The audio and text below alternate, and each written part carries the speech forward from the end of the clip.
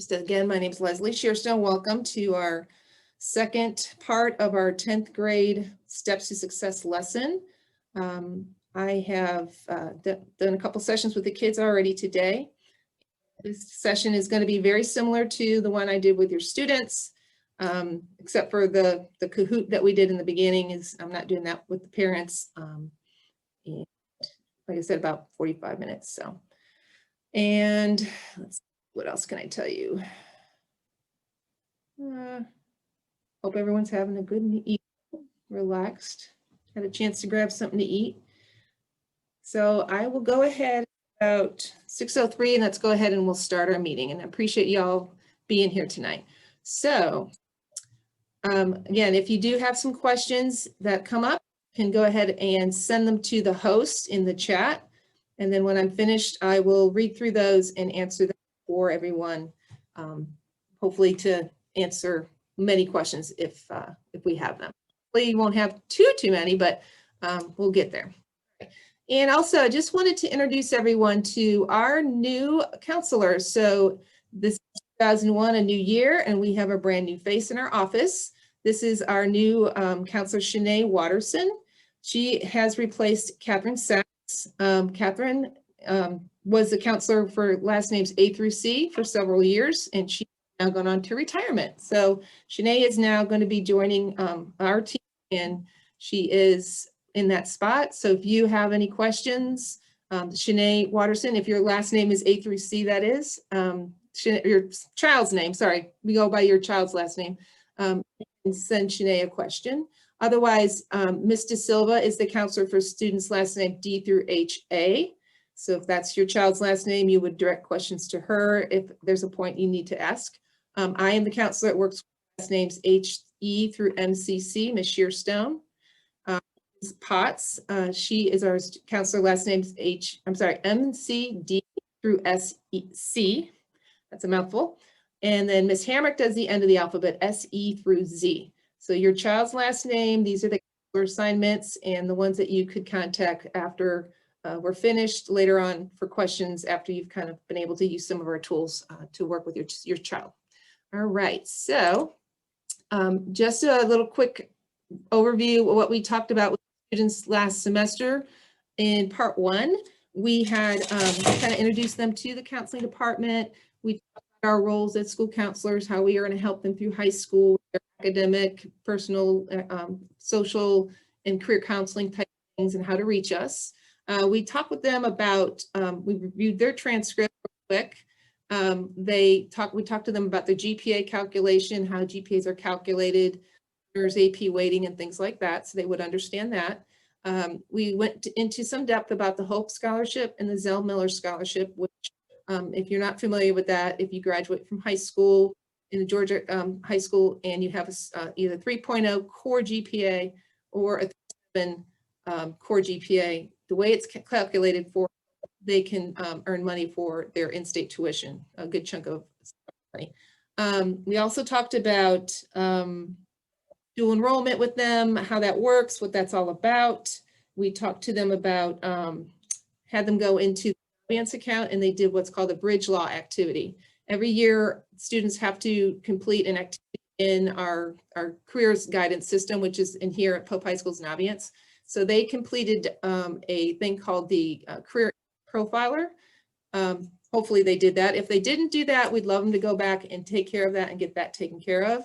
However, I do have good news. We have a really dynamic new kind of a career interest inventory type tool that I'll explain to you in a few minutes called U-Science.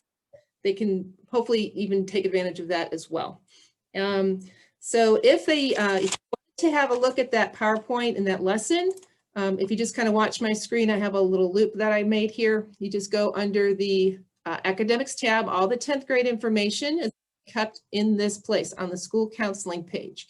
You'll just slide down and you'll see this 10th grade curriculum lesson, Bridge Law. That's the PowerPoint from the fall that goes over much more detail than I am tonight, some of the things I just mentioned. And then we have a couple of handouts that are posted here from the lesson as well. So if you'd like to review that, it's on the school counseling page. If you look under academics and then 10th grade class of 2023 information. Okay. So let me see if I can forward. Okay. So this meeting tonight, these are the topics we're going to be covering. Course registration, how that's going to work this year. So I'll kind of give you the lowdown on some of course planning for juniors and seniors. So we have some tools we've created that hopefully will help you and your child with looking at next year and beyond if you want to plan that far ahead. We'll have a little conversation and talk about rigor, balance, how students need to be mindful of when they're registered for classes, the rigor part and also the keeping things balanced. I'll just show you a really quick slide that has information where your student can find how to access their PSAT score report if they've already taken the test in October. And if they're going to be taking it next week, then this would be a place they would want to go to get help for understanding the score report, finding the score report, using resources that are also included in PSAT. And then we'll go through just some career exploration and exploration tools and some webinars that I think would be highly valuable for sophomore families to take advantage of. You'll have a lot of families are eager to kind of start learning more things. So I hope these will be helpful to you. And then I'll just take you through the grant system real quickly to show you what's in there. You see the one I was telling you about, and then we'll show you a little bit about Georgia Futures and what's in there. And then we'll wrap up the meeting. All right, so thank you for everyone who's coming and joining the meeting. Just again, I'm Ms. Shearstone. If you have questions during the meeting, you can always add a to the host in the chat. And then at the end of the meeting, if I want to get to the end, I'll try to answer questions. Hopefully I'll get through the whole thing. And then if I haven't asked your question, then you can put them in the chat at that point. All right, so core recommendations and elective registration. Let's talk a little bit about that. For all students in the school at Pope High School currently, this week we are starting the process. The teachers will be recommending students for next year's core course placement. And teachers are to be having conversations with students about where they recommend them for next year based on how they perform this year, their motivation, how they are prepared for class, those kind of things go into that whole kind of conversation and dialogue that they have with the student. Your student should be writing down somewhere what class their teacher recommended them for. So the English teacher will recommend them for American Lit and whatever level they believe that they are showing the capacity and the skills for. They also, your math teachers, your science teacher, your social studies teacher, and then their foreign language teachers will have that conversation with the student. Now, keep in mind, foreign language is not one that is going to kind of be entered into like our in-house system. The students, that's actually considered an elective. So students will have to add foreign language as one of their top 5 elective choices if they would like to take a language next year.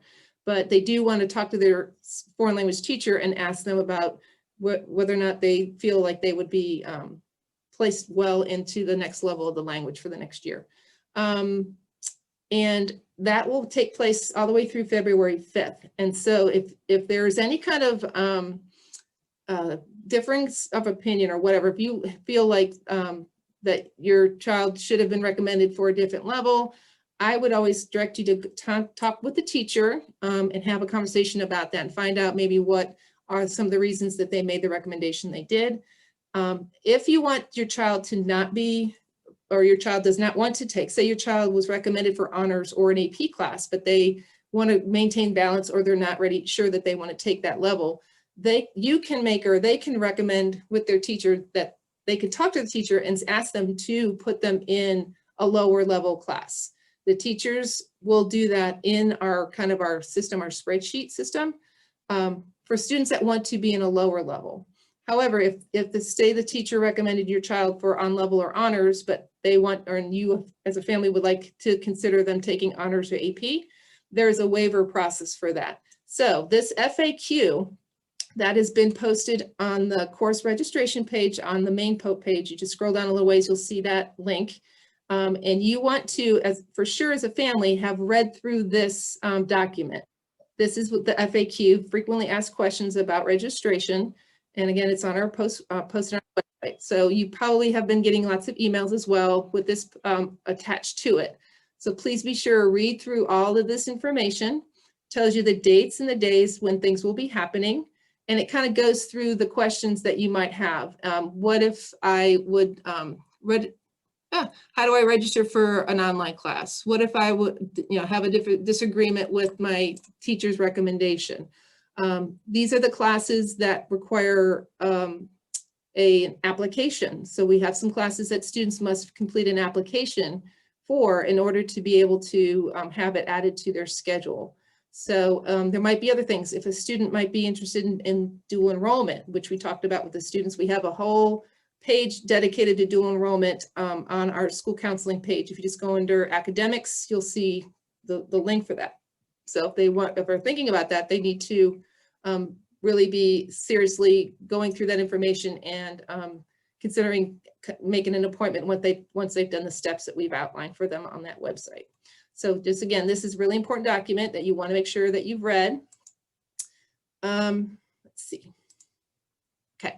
Then we will be starting elective registration next week. So core registration kind of takes place for the next couple of weeks until February 5th, where you can have those dialogues with the teachers if you need to.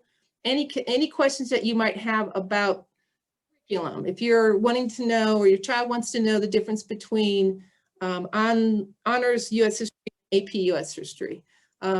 Teachers are the place to go for those kind of questions. However, I have some tools I'm going to show you here in a few minutes that will also be helpful for you guys in regards to some of those questions. With elective registration, that is something that the students have to actively do to accomplish. So our sophomores will be having the opportunity to enter their on either Wednesday, January 27th, or Thursday, January 28th. So that's next Wednesday and Thursday. So they have about a week here where they can start to think about, look at the list of classes and have conversations with their teachers about their core class placement to hopefully then be able to get together with their elective choices and be ready to go on those 2 days. So there's going to be a link posted on the main PO page for the specific class on those days to access. The parents will also, you will be receiving sophomores an email. I think there's somebody that's not muted. Would you guys be able to check your microphones? And I'm not sure what it might be, but okay. So there'll be an email sent to families, to parents before the dates, and then the students can actually access this form that they're going to enter their electives on our website.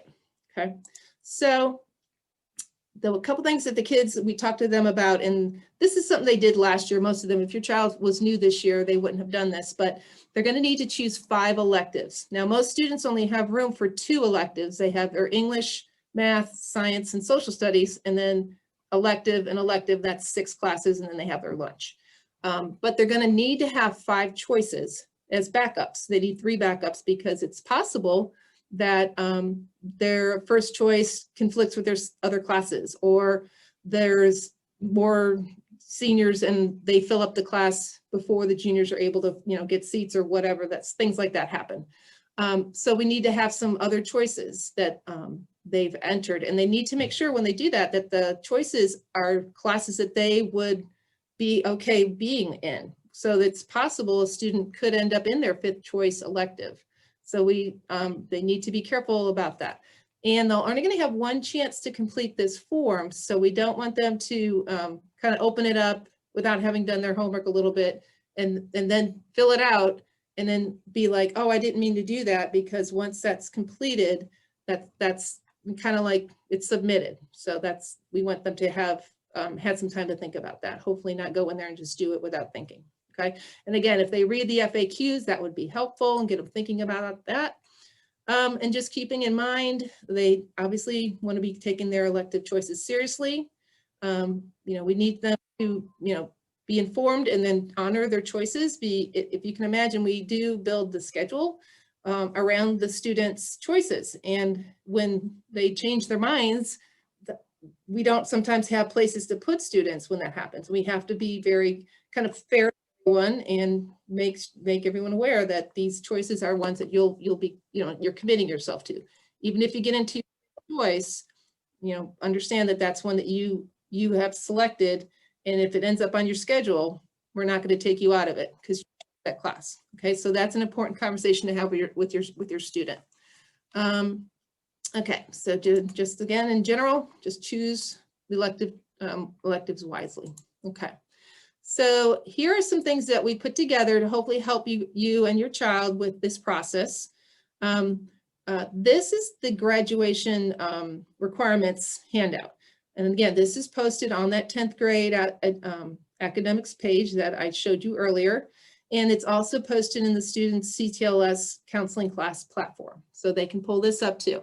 But it just goes over the graduation requirements so that you can kind of have that in the back of your mind as you're looking at what your student has taken, and then kind of refer back to this to know exactly what are the things they might need to still have. But every student has to take 4 units of English, and pretty much everyone is placed into 9th Lit.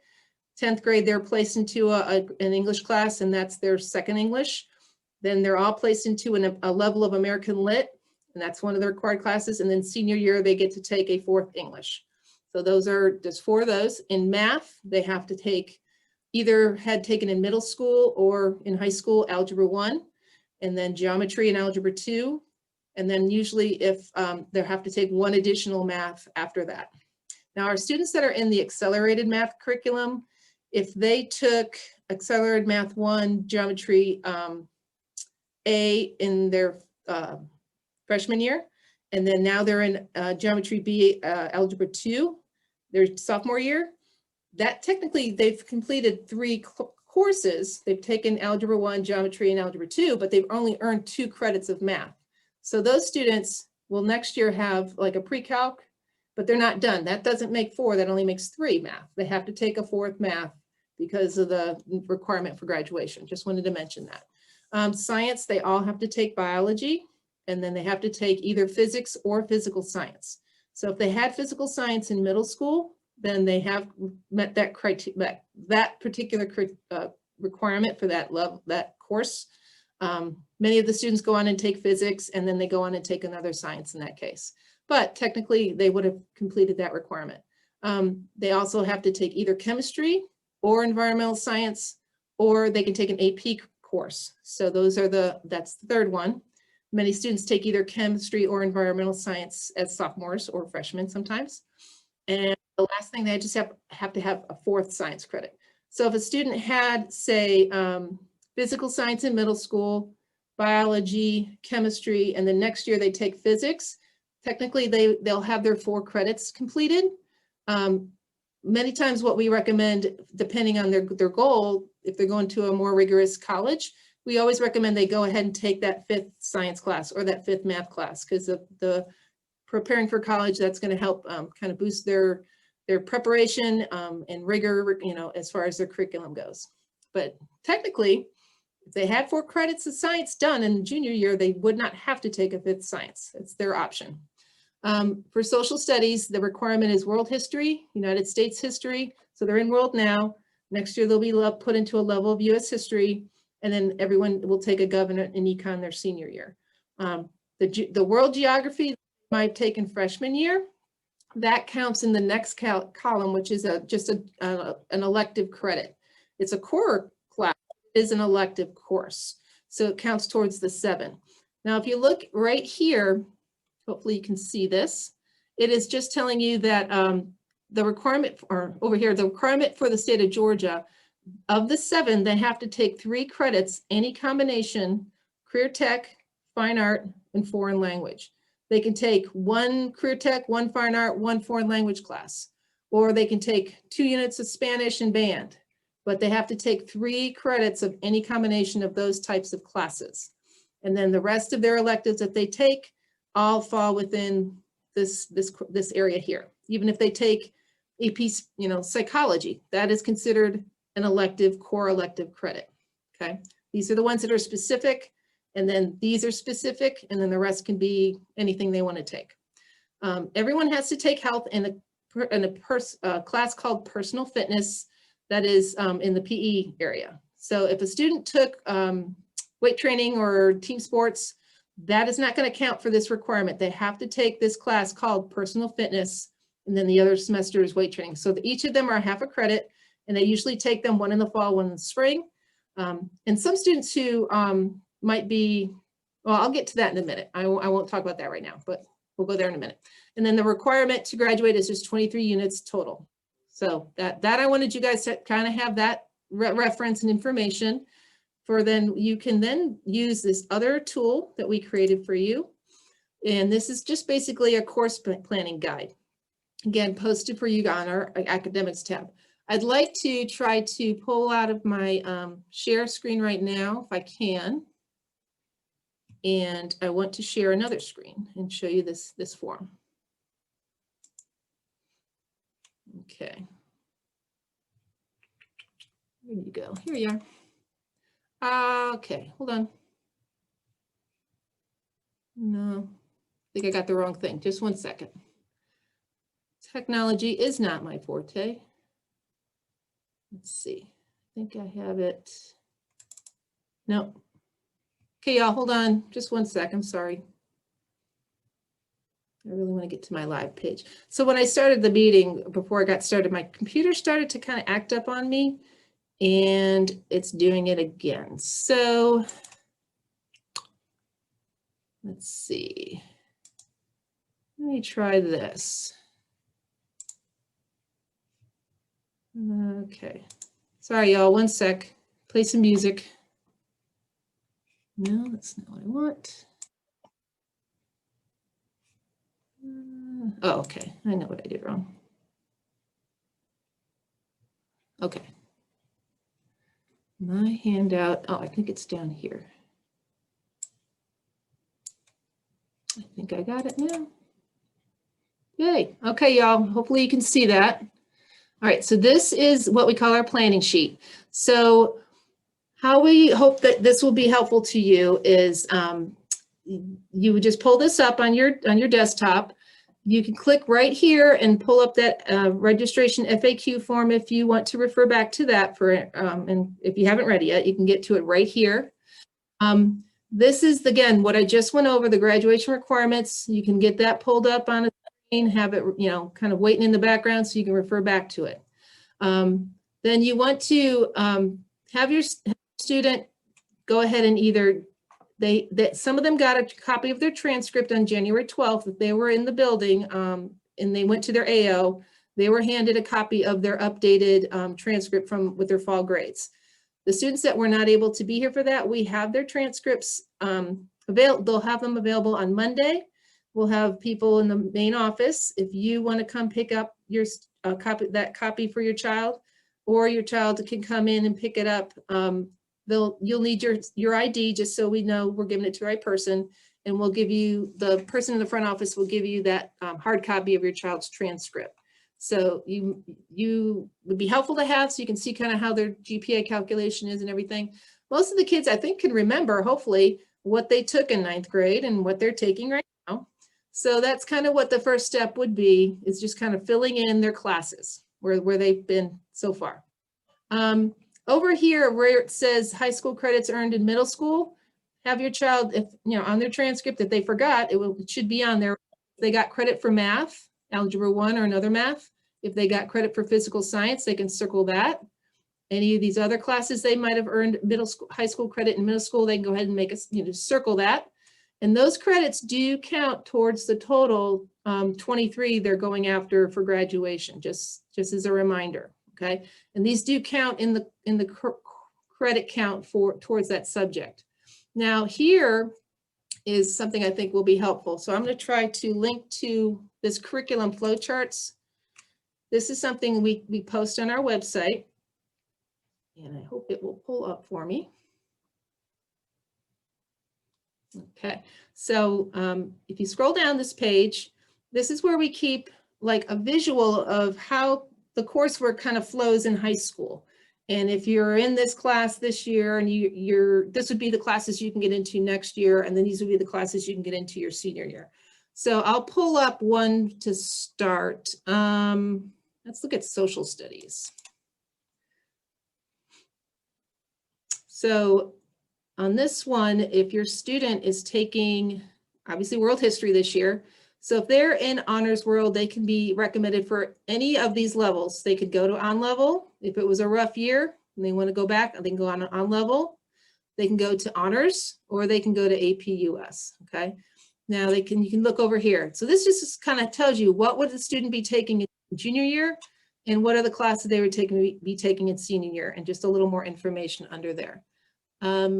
Let's see, go back here if I can.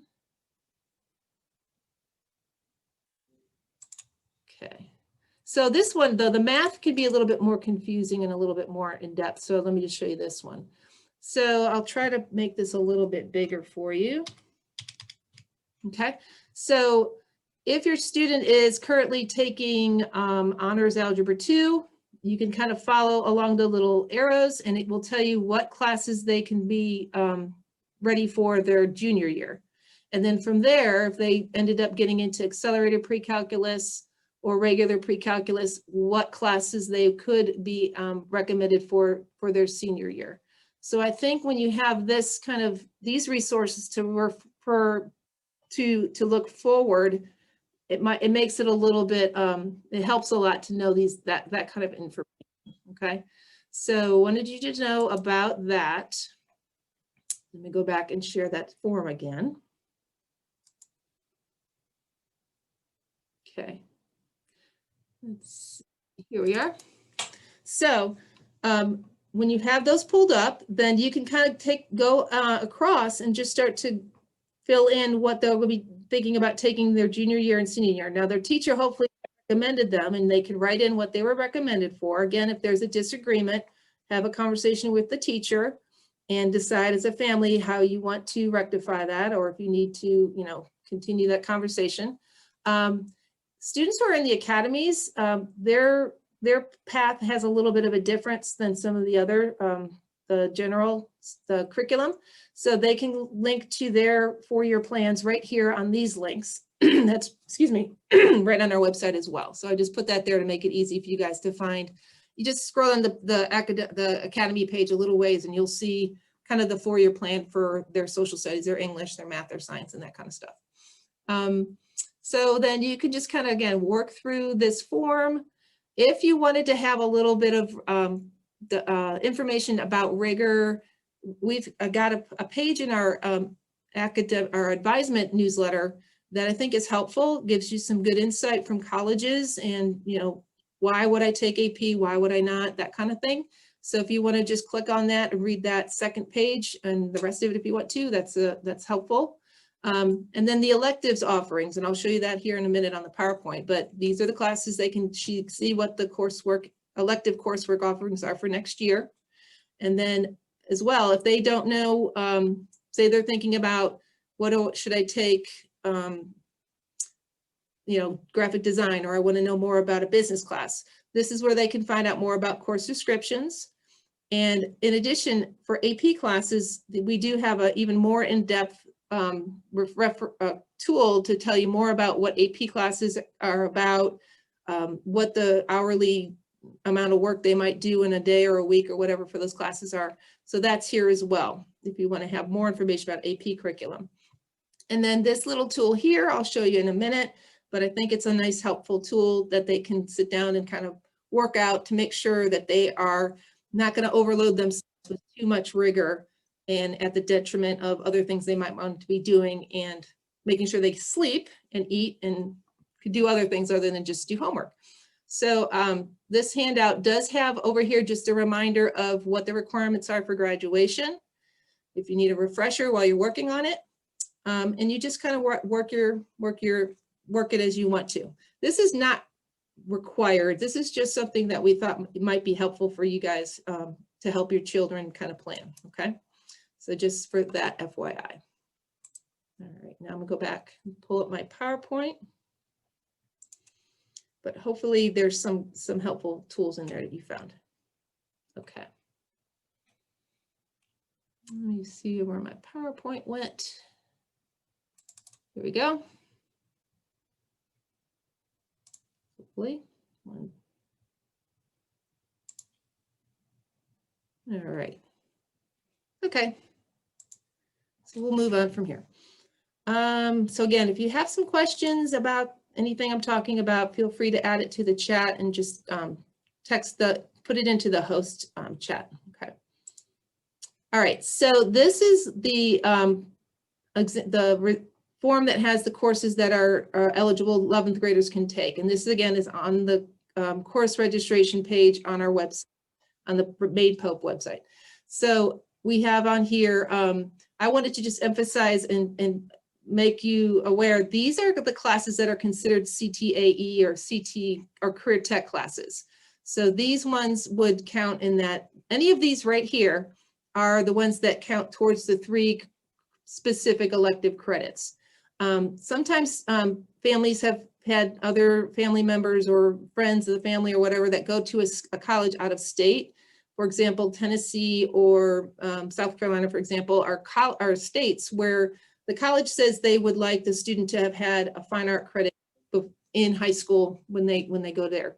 And if a student wants to try to take a fine art, sometimes they get confused because they see this word art in some of these courses, culinary art, graphic art. However, those are not fine art. Those are not considered fine art credits. Fine art credits that we offer are the ones here, like for music, band, chorus, orchestra, drama. So those would be the ones that they would want to focus on if they're trying to get that credit done before they leave high school. Just so you know, students from Georgia do not have to forego taking a class that might be more rigorous or more college preparatory in order to take a fine art. Colleges would still accept a student who had not had a fine art credit.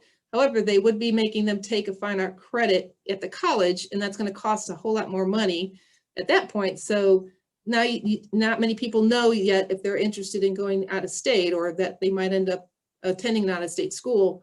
So I don't want you to be all worried about making your kid take a fine art class right now. If you know it's coming and you don't want to have to pay for the class in college, maybe get it out of the way now, but it's not going to keep your child from being admitted to that college if they don't have it. I just wanted to emphasize that. And then you can just see all the other requirement or what other courses that are available. These are the ones down here that require the application. And there's a deadline for that application. Everything is pretty much going to have to be turned in. Any waiver requests, any requests for other specialty things that are listed on that FAQ. And these applications have to be completed by February 5th. They are posted on the course registration page. They can go on there and you'll see them right there already posted. So that's where they go to fill those out. These are just some of those academic electives I was telling you about that would fill in the elective slots. Okay, but this is that list. And again, you can find it on the registration page. So a little conversation just about when and why to take honors and AP classes.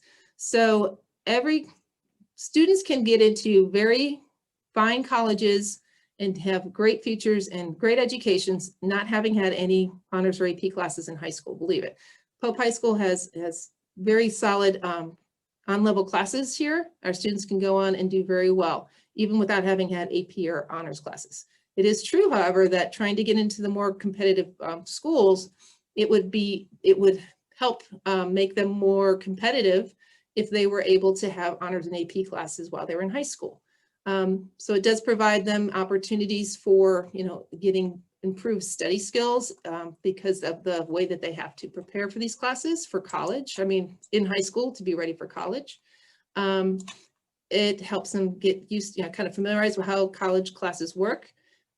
With the weightings that are offered, you get a half credit quality point added if you take an honors class, and they get a extra credit quality point if they take an AP class in their GPA calculation.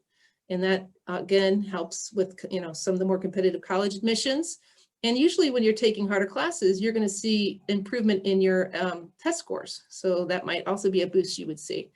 For AP classes, advanced place classes, they take a test at the end.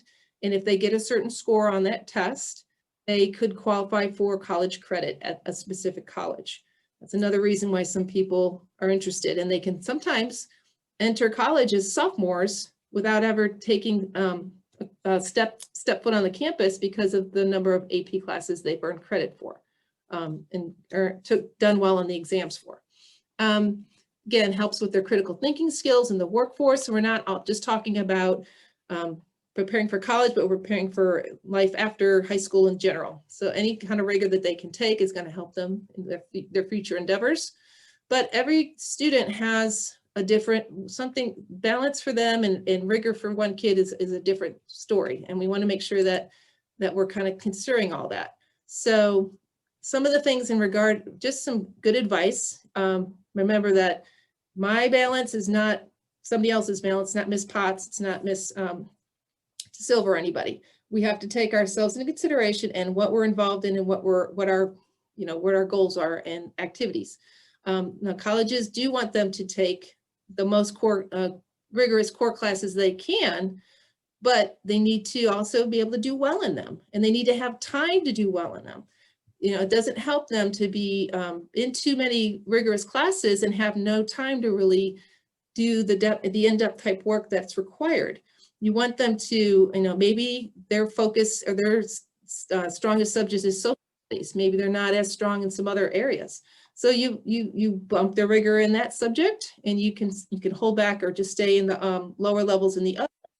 But you want to make sure the student is able to do well, has time to do well, and still have a social life and have some time to do activities outside of school and talk with you guys at night and see you at the dinner table and get some sleep.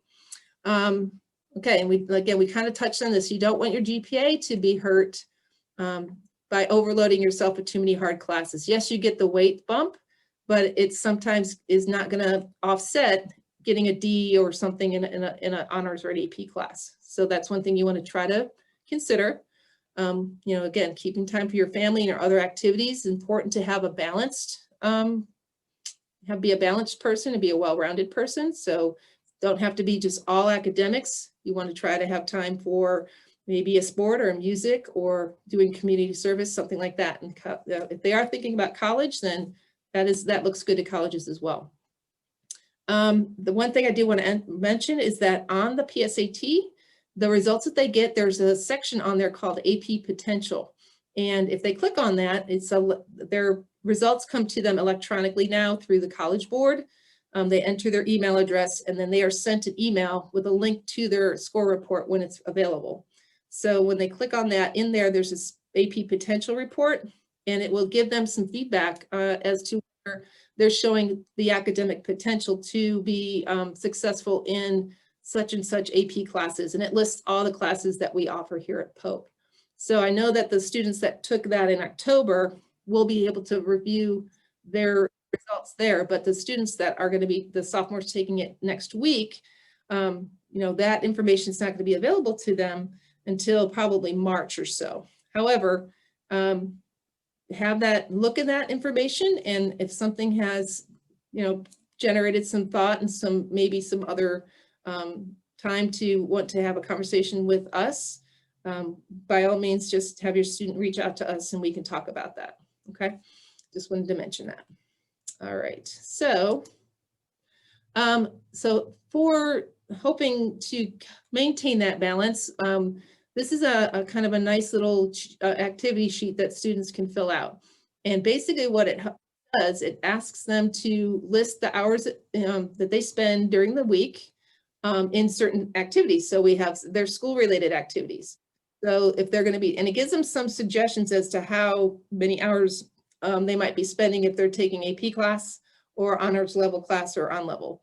But they would fill in what they estimate, and then they would total up all their hours. Okay, we've already estimated 35 hours a week for school. Down here, the number of hours in a week is 168. So that's kind of the base. Then they can enter in their extracurricular time that they're spending in different things. If they're taking an SAT prep class or taking driver's ed class, they just fill in this information, and then whatever their total is, they put it here, and then they transfer it down here. And then they do the same thing with their daily living. Hopefully they're allotting at least 7 to 9 hours of sleep. That would be a healthy thing to do for themselves and keep themselves well and not over tired. Have time to eat and shower, family time, time to just, you know, kind of maybe watch a show or two. And that's important that they're allotting time for just mental health things and being and just downtime things. So they enter that here. And then if this number that they get here is bigger than this number over here, they're not balanced. That would be a good thing to think about. What am I going to have to do so that I have enough hours in my week to do the things I need to do? Okay. And obviously these are, if they want to, you know, they want to build things around their academics, then they're going to have to cut back on other things. And that's might be something that you have to do. I mean, we all do have to sometimes sacrifice downtime and TV time or whatnot for goals that we want to achieve. But at the same time, we want to have balance. We don't want to be too far overly one way or the other. Okay. So that, again, that's going to be posted in the student CTLS resources, and it's also on the website under the academics for 10th graders. Okay. All right, real quick, I just want to show you where the students can find the PSAT information when their results are available. If they just go to our college and career tab, go to PSAT, they scroll down, there's the PSAT results tab. So we've posted the PowerPoint from our meeting that we did on December 7th. And I've also posted the recording of that meeting. So you can go ahead and watch the whole session with people talking through the slides. And all these little short videos down here, they can pull up. They're maybe less than a couple minutes, 2, 3, 4 minutes long. And it just gives them how do you access your score report, how to understand the score report, and then things about utilizing the score report when they're done finding it. So just wanted you to know where those are. And I'll talk a little bit more here, not too much longer, we're almost done, but I want to give you guys some information that I think will be helpful, because it is really all about where are they going. You know, we want to make sure the classes that they're signing up for and that it matches with maybe some of their career goals, things that they're thinking about pursuing. So as we know, trying to get into different careers, typically there's 5 ways you get there. You can go straight to work out of high school and try to work your way that way. You can get trained through apprenticeships and trade schools and programs. They can go through the military and get good training that way. They can go to technical colleges, and then they can go to traditional 4-year college. Now, as sophomores, especially, if they don't have older brothers and sisters, or this is your first one, it can be hard to kind of know exactly which one might be the best one for them.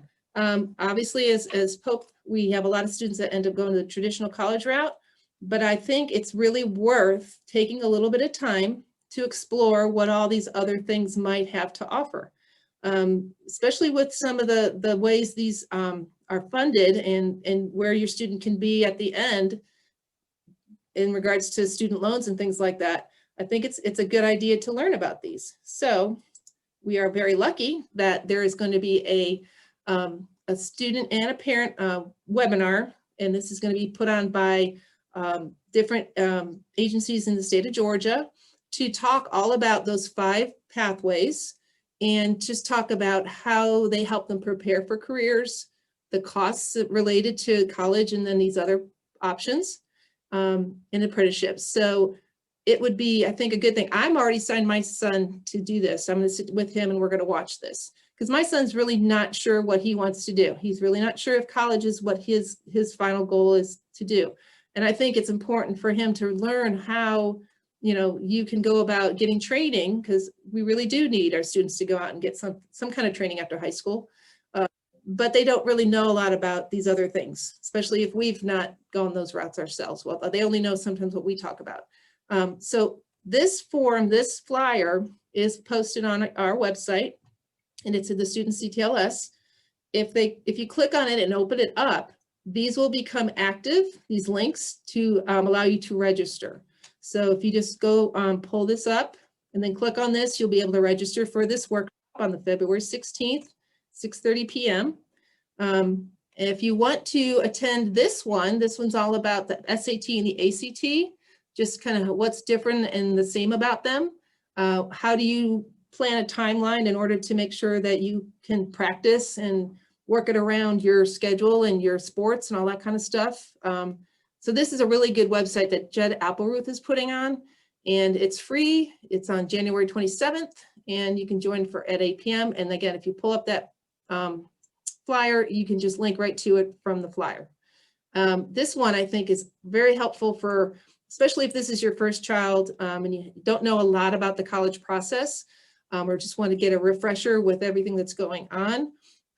This will be another one that Jed Appleruth will put on. He's obviously you heard Appleruth Tutoring Services probably from some of my emails, but this is all about the college admission process, and it's a 2-hour-long session. So obviously I could teach you a lot of this stuff, but I know you don't want to sit with me for 2 hours.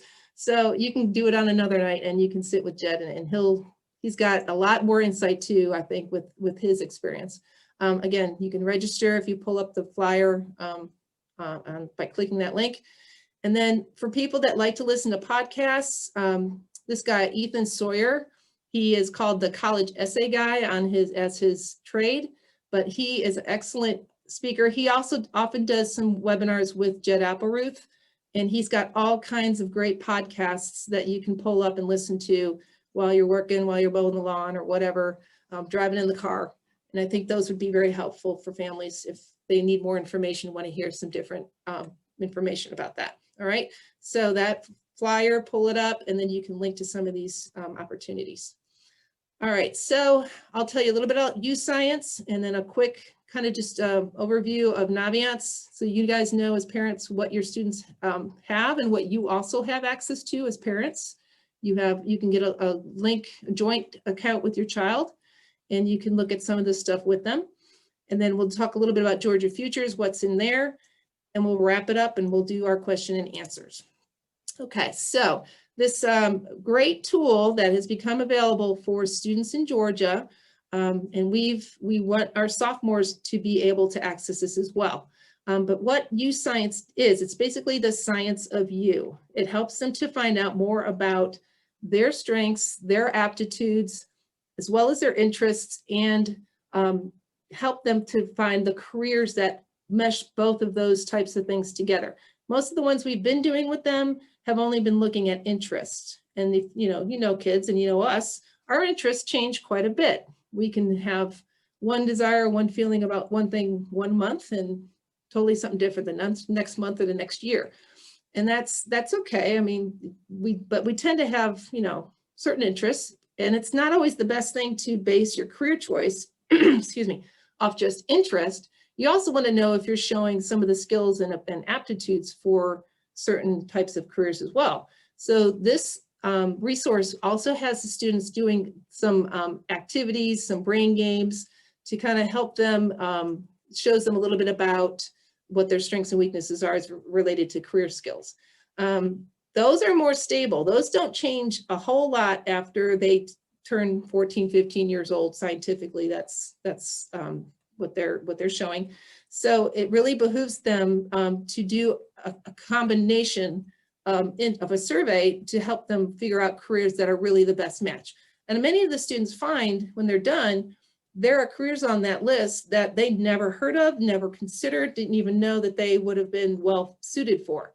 So it takes about an hour and a half, hour and 45 minutes, depending. They can do it in multiple sessions. They can do it all at once if they want to. And when they get their results back, they'll have a whole list about what their talents and skills are. They'll have a whole list of careers that match talents, abilities, and interests together. And then they also get this really cool report that talks about words and phrases that allow them to describe themselves to others and their talents. That comes in real handy for them when they're going on a job interview or if they're writing an essay about, for college. This is saved for 10 years. So the students will have this up, until they're 25 years old. So it'll kind of come in handy too when they're graduating from college, having that information. So how do they access U-Science? They go to the URL, and this PowerPoint is posted if you do want to come back in here and find any of this information and re-look it up. They just create their account. Now, when they're asked when they create the account, they have to have an access code. So in order for our students to be able to look that up, or parents, we've placed it into their Naviance account. So when they pull up Naviance, or a parent pulls up their Naviance, they can go to the tab, they can go to the My Account, and then under that, they'll see the nickname, and that's where we place the code for the Use Science. It's right here under the nickname. So that's how the students can access the Use Science tool, okay? All right. So I'm just going to show you this quick loop. This is Naviance again. If the student or parent wants to click on the Career tab and then click the Home, these are some of the features that you can have the students work on in their Naviance. These were some of the things we've worked on. We did the Career Interest Profiler with them fall. If they did it, they have that done. But we also want them to know about this Road Trip Nation. This is kind of it's almost like a job shadowing, a way for a student to get to know somebody that might have some similar interests in how they got to where they are now. So the student would go in and they'd answer these 3 questions about their foundation, what they're really highly interested in or focused on. Then they were going to pick 2 different kind of subcategories. So if they might have picked like environment, and they might have picked teaching, mentoring, environment and nature, and education. And then they get a list of people who have a similar road as what they seem to have as well. And they can click on these different people, and they can read and look at some short videos, because we know our kids are visual rather than readers sometimes, and they can learn about how this person got to where they are today, and what advice they would give a student who's interested maybe in things they were interested in. So that's called Road Trip Nation. This is the College tab. So if you click under the College and Home tab, there's all kinds of things here that help students with finding the best college fit. They can do a whole survey. They can also do researching on colleges. And then when they're older and they want to know more about scholarship opportunities, there's things in here for that as well. So that's kind of a quick little summary about Naviance. And then finally, I'm going to show you a little bit about things that they can do and you can do in Georgia Futures. So this is where you can click on here and look at the career information here as well.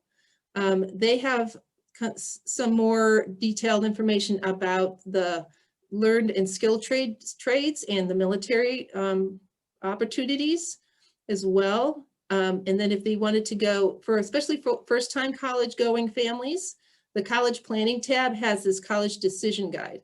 So when you click on that, and many other things as well, but I just wanted to let you know, if you need like kind of a big overview of the whole process, if you click on each of these tabs, you'll be able to learn more and kind of have a little bit of an idea of what the process is like. And then you can click on the College Planning timeline. And these timelines are all in here for every grade level. Like what would the student need to be doing to be on track for their 10th grade, their 11th grade, their senior year, that kind of thing. And then to get their Hope Scholarship information, this is where they just click on that tab at the top. Then they click how to track your Hope GPA eligibility. And then they click on My Hope GPA.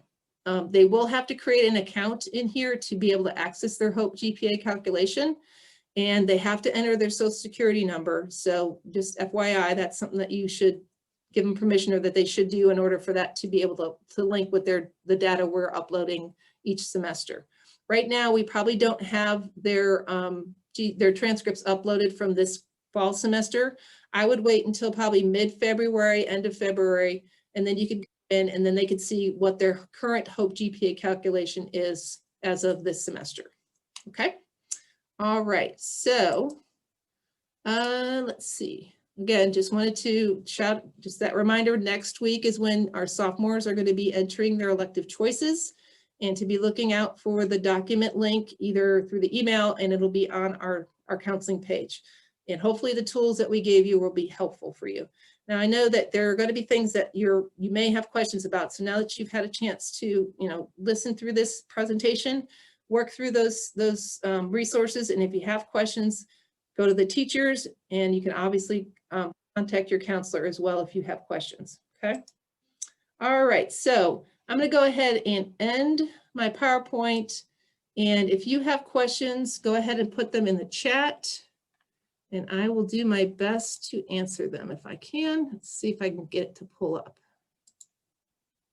All right, there it is. Okay, so my lovely helpers have been sending you guys lots of links, which I love and appreciate.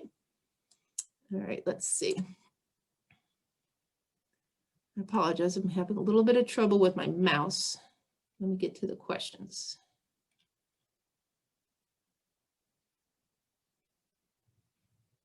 Okay, hold on. No questions, you guys? Unless I'm not seeing them. Let's see. Hopefully you're sending them to the host. Okay.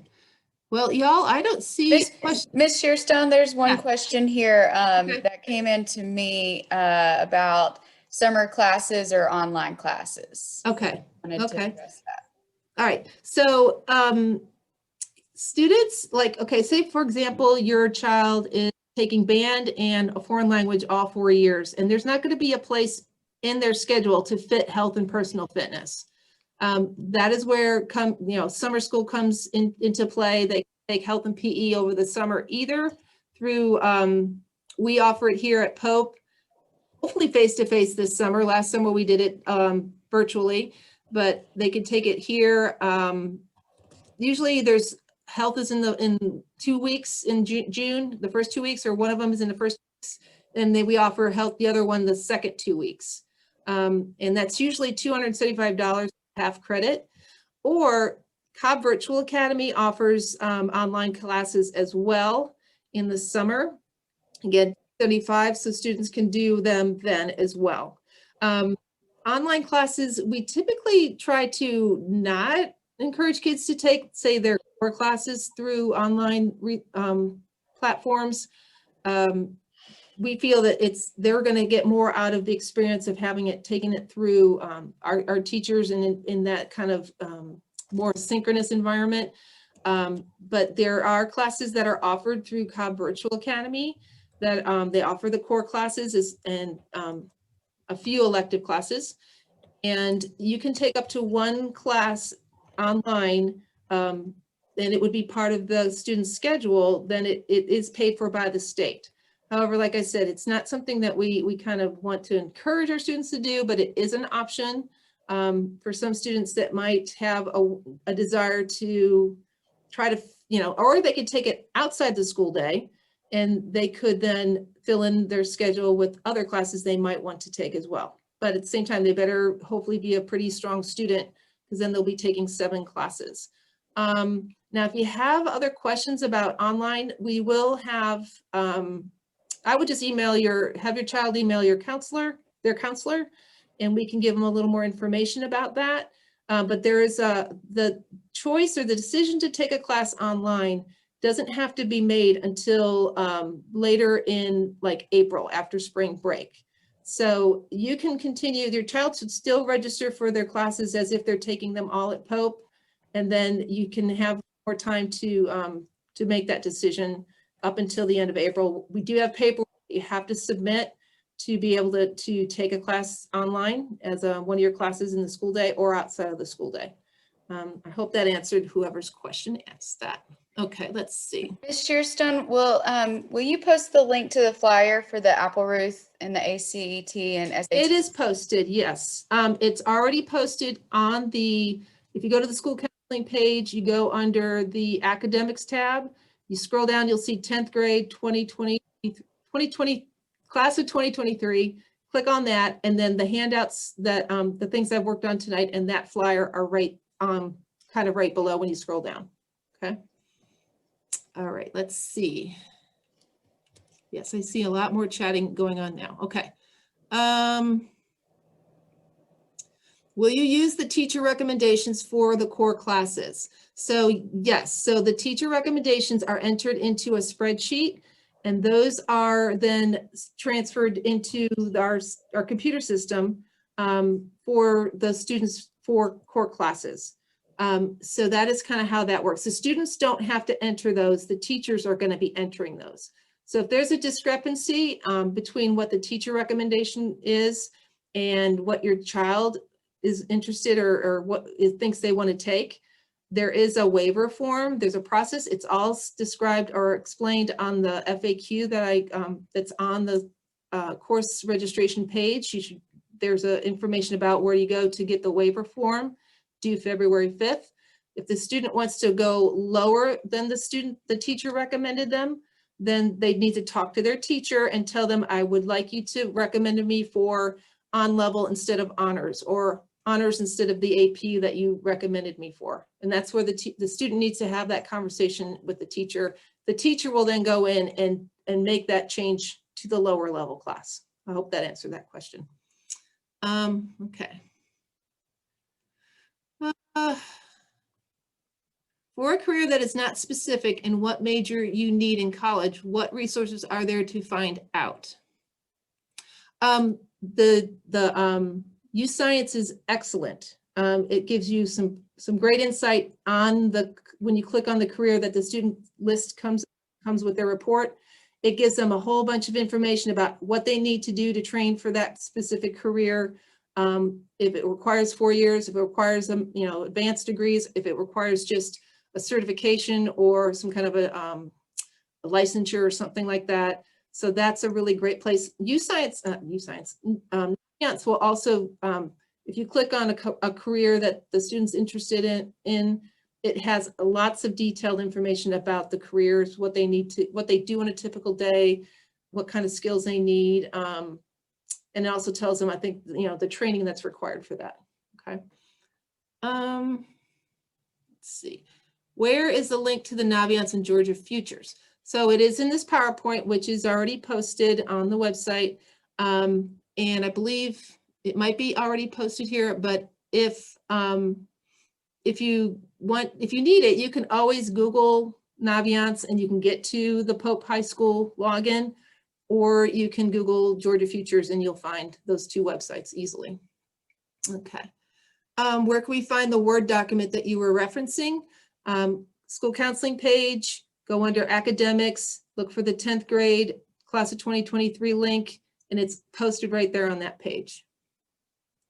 Let's see, will you use the teacher recommendation for the core classes? I think I answered that.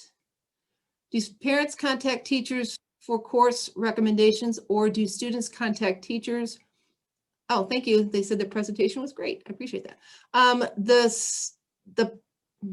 Okay, so if you want to have a conversation with a teacher about the placement that they recommended for your child, you would contact the teacher directly. The students and the teachers should be making these conversations, having a conversation with your child, but I would encourage your child to make sure that they just ask their teacher, hey, what was the recommendation you had for me for my English or whatever class? I would make sure that they ask them that. Okay. Let's see. When using the planning sheet, what do you recommend to think about if considering dual enrollment as an option? If they're thinking about it for next year as a junior, definitely be going on our website you go under academics and there's a dual enrollment link, and make sure you and your student watch the videos that are there, and then there's a check sheet. And then if you go through and you read that, when you know that this is something you want to pursue for next year, you would want to then reach out to your child's counselor and request an appointment to work through all of that conversation. But it's a very involved kind of information, and we want you to have already kind of done your homework and know kind of more about where you want to go, what you want to do, and then we can help you talk about what classes you might take at that point. But if you're going to do dual enrollment next year or as a senior, still register for classes as if you were going to be attending Pope in the fall. And then as you process through the application for dual enrollment, if you're admitted and then you have your schedule, you'll register for their classes, or the student will, and then they bring us a copy of, or they send us a copy of their schedule, and that's when we go into their the system and we readjust their classes based on when their dual enrollment classes are scheduled. So hopefully that answered that question. Okay. miss anything. All right, if I'm going to go ahead, I think the questions have mostly gone done. I'm going to go ahead and pull up my PowerPoint because I have one more slide. If there